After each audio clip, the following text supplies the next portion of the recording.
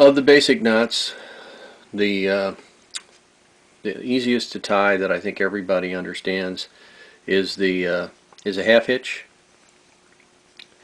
A half hitch is very easy. It's very similar to the clove hitch.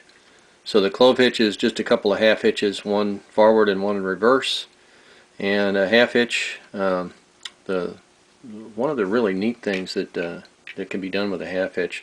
Let's start with a clove hitch.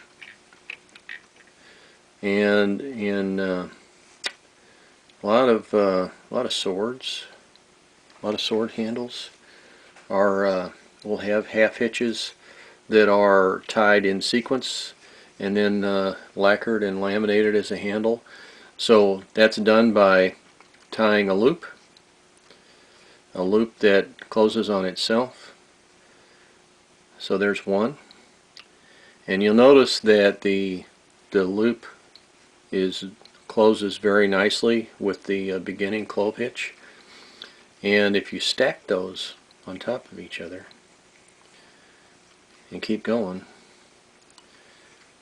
this is one of the crafts in marlin spike seamanship and the sailor's knots that was used for handles and for putting a decorative surface on a lot of handles and items, tools of various sorts.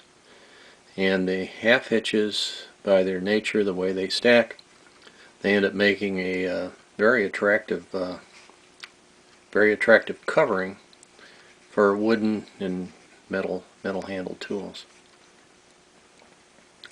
So the half hitches can stack either way. They can stack alternately.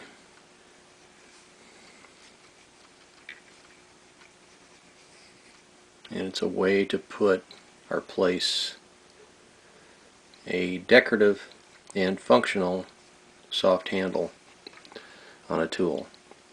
So the half hitch is a pretty cool knot that's got a lot of application in decorative sailor's work, and it's used all over the place. So generally, always remember a hitch will make a line or a rope or a thread fast to another object, and a bend will join two lines or ropes together. If you're a sailor, you're going to talk about lines. If you're a lineman, you're going to talk about ropes. And if you're a craftsperson, generally, you'll talk about threads. But all of the knots serve the same purpose. And again, remember, a hitch makes a rope or a line fast to another object. A bend will unite two rope ends.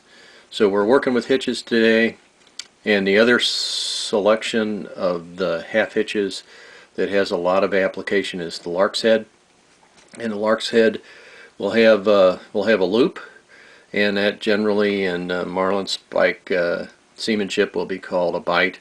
So we're going to put a bight in the loop, and we're going to go over the top of our object that we want to tie to, and we'll bring the two ends of the line through that loop, and that's the lark's head. So the lark's head is a neat knot. It's pretty cool because you can do a lot of things with it. And if you're going to bout warp a Navajo loom instead of the traditional figure eight, the lark's head is the way to start the top, and it cinches very well. Creates two lines for the warp and weaving with bout warping.